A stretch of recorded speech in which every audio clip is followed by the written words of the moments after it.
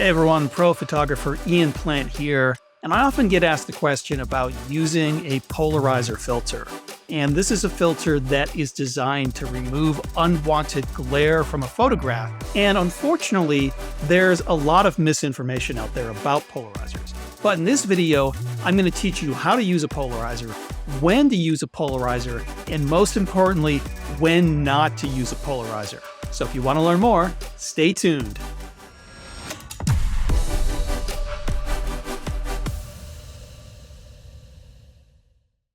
So a polarizer filter is a filter that is designed to remove reflections. So typically it's used to remove unwanted glare from a photo. And when you get rid of the glare, it's going to make certain types of photos look better. It'll help improve color and contrast in the image. And right now I've got a polarizer filter made by Breakthrough Filters. They make excellent filters, so I definitely recommend taking a look at Breakthrough and what they have to offer if you're in the market for buying a polarizer. Now, basically, there are two types of polarizers. One is called a linear polarizer, and the other is called a circular polarizer. And linear versus circular refers to different ways that these polarizers will polarize the light. It does not refer to the shape of the polarizer. So, for example, this polarizer has a circle shape. It happens to be a circular polarizer, but you can have linear polarizers that are round, and you can have circular polarizers that have a square shape. These are filters that go into a filter holder system as opposed to a screw-on polarizer like I have here. So even though this is round, that's not what makes it a circular polarizer. Circular refers just to the way that it polarizes light. So what's the difference then between linear and circular polarizers? So linear polarizers can interfere with certain cameras' autofocus and metering systems. And this is primarily a problem with DSLRs.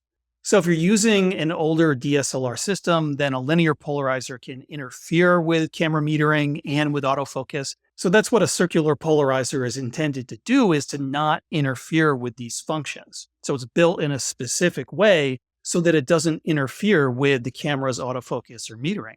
Now, if you're using a mirrorless camera, most of the time you can use either type of polarizer. So a linear polarizer should work just fine on most mirrorless systems, but when in doubt, I recommend going with a circular polarizer because there's less of a chance that it's going to interfere with any important camera operations. And I should just be clear that in terms of the end result, linear and circular polarizers are virtually identical. So if you're using one or the other, you're not really going to see any noticeable difference in the way both filters polarize light. Okay, so that gets us to the most important question. When do you use a polarizer? So a polarizer is going to be useful for any type of scene where you might have unwanted reflections, in particular if you've got a lot of bright glare. And so for most types of scenes, that means water. If you've got water in your scene, or if you've got wet objects, then a polarizer is going to be very useful getting rid of that glare and improving color and contrast in your image. So it's really useful in particular for things like waterfall and stream photography, where you've got a lot of rushing water, you've got lots of wet rocks, and the polarizer is going to cut through the glare that you see on those wet surfaces, and it's going to improve the look of your photographs. A polarizer can also be very useful when you're photographing foliage because a lot of leaves have got a waxy surface that is creating reflection and that's creating glare. And so the polarizer can actually cut through that reflection and improve the overall color saturation of your foliage subject. So for example, I'll think about using a polarizer when I'm photographing autumn or spring foliage. So how does a polarizer work? So it's pretty simple. So basically all you have to do to see the polarization is to spin the filter. So as you look through the polarizer and you rotate it, and a lot of these filters will have a front element that rotates independent of the thread that goes onto the camera lens. As you rotate the filter and look through it, you will see a polarization effect. So let's say, for example, you are photographing some wet foliage in the forest. As you spin the polarizer, you're going to see that glare. And then as you spin it, you're going to see that glare go away. Keep on spinning, then the glare will come back. Keep on spinning, it will go away. So basically what you're aiming for is to find that perfect position for the polarizer where the glare goes away. And once the glare is gone, you're going to see more of the native color of your subject, and that's going to improve overall color saturation and contrast in the final image. So if you're looking through the viewfinder and you're spinning the polarizer and you're having a tough time seeing its effect, try to find a part of the scene that's got a lot of glare, a lot of obvious reflection. That'll make it easier. Look for that glare, spin the polarizer around. When you see the glare, then you're in the wrong position. When that glare goes away, then you know you've got the polarizer in the optimum position. So a polarizer is also really useful when you're photographing reflections that you like, that you want to keep. So as you rotate the polarizer, you may see the reflection go away, but if you keep on rotating, the reflection will come back and will actually look stronger because you're polarizing other things in the scene that might have some glare on them, and you're removing that, and that is making the reflection stand out more. So a really good example of this is when you're photographing rainbows, and the polarizer is a secret weapon for rainbow photography. So a rainbow isn't really a reflection, it's a refraction, which is more or less a reflection in the sky. So it's a little bit different, but it's the same basic principle, and a polarizer has the same effect on a rainbow as it does on a reflection.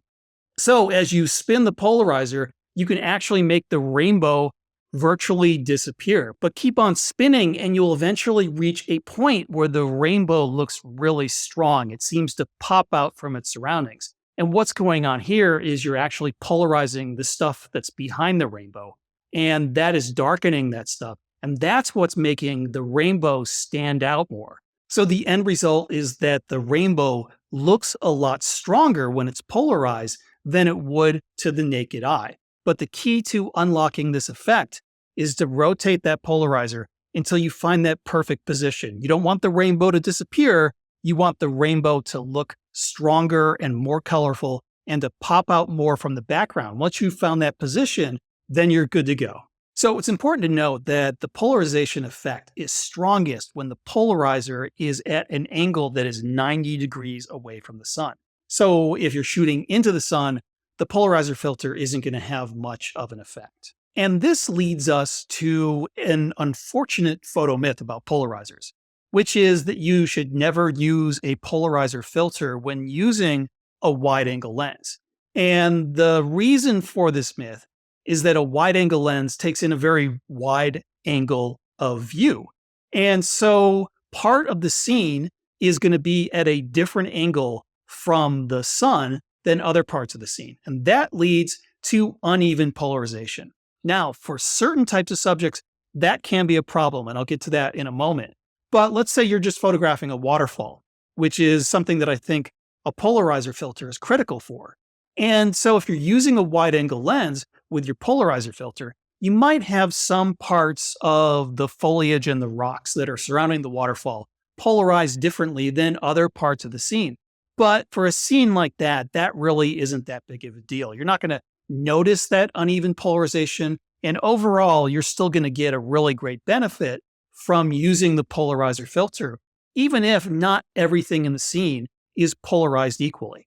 And one of the things that people often say a polarizer is great for is for darkening a blue sky.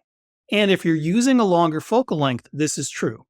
But with a wide angle lens, if you do have blue sky in your image, a polarizer is a really bad idea. So this is one area where that wide angle myth is actually true. And the reason for that is that you will see uneven polarization if you use a polarizer filter on a wide angle lens and there's lots of blue sky in the shot. You're going to see that uneven polarization, and it's going to be very obvious to the viewer. It's going to make the sky look very unnatural. It's going to have this weird effect, and you want to avoid that. So even though it's okay to use a polarizer to darken a blue sky, if you are using a wide angle lens and there's lots of blue sky in the image, do not use a polarizer to darken that blue sky. You'll get that uneven polarization effect. If you want to darken a blue sky in a wide angle scene, you're better off using Lightroom or Adobe Camera Raw. You can go into the color mixer, select the blues, and then just adjust the luminosity until you get that dark sky look. it'll look much better than if you had used a polarizer filter. So wide-angle scenes featuring lots of blue sky, definitely a no-no for the polarizer filter. But for most other scenes, a polarizer just isn't going to have that much of an impact. And so you probably don't need to use it unless you're photographing those specific types of scenes where a polarizer is good, like waterfalls and streams and forests and foliage, that sort of thing. Most scenes, the polarizer isn't going to have that much of an effect. And so there's really no reason to use the polarizer. There might even be a penalty because most polarizers will block up to a stop or two of light. So you've got less light coming in, which means you'll have longer exposures, or if you're hand holding, you might have to bump up your ISO. And so if you're not getting any positive effect from using the polarizer, you might as well just take it off. And so when I'm leading workshops in the field, clients will often ask me, should I use a polarizer filter for this scene? And my advice is always the same. When in doubt, check it out. Just take out your polarizer, spin it around, and see if there's any change to the way the scene looks. If there's no change, then don't use the polarizer. If there is a change, then you need to decide whether that change makes the scene look better or worse. If it doesn't improve the way the scene looks, then don't use the polarizer. But if you like the way it looks, then by all means, use the polarizer. So there you have it. Using a polarizer is actually really simple. And it should be coming out of your bag for specific types of scenes, like waterfalls, streams, and forest scenes, or if you've got a rainbow in the sky. But for most everything else, you're probably not going to find the polarizer to be that useful, but it's really easy to take it out of your bag, hold it up to your eye, and give it a test spin to see whether it has a positive impact on the scene or subject that you're photographing. Thank you so much for watching this video. I hope you found it helpful. I'm Ian Plant, wishing you good luck and great light.